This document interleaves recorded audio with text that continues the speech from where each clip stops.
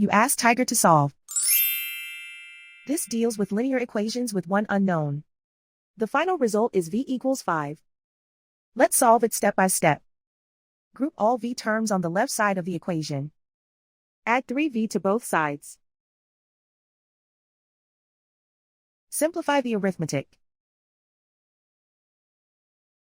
Group like terms. Simplify the arithmetic. Isolate the v. Divide both sides by 9. Simplify the fraction.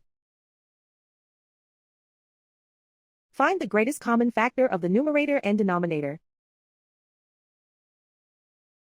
Factor out and cancel the greatest common factor. And so the final result is v equals 5.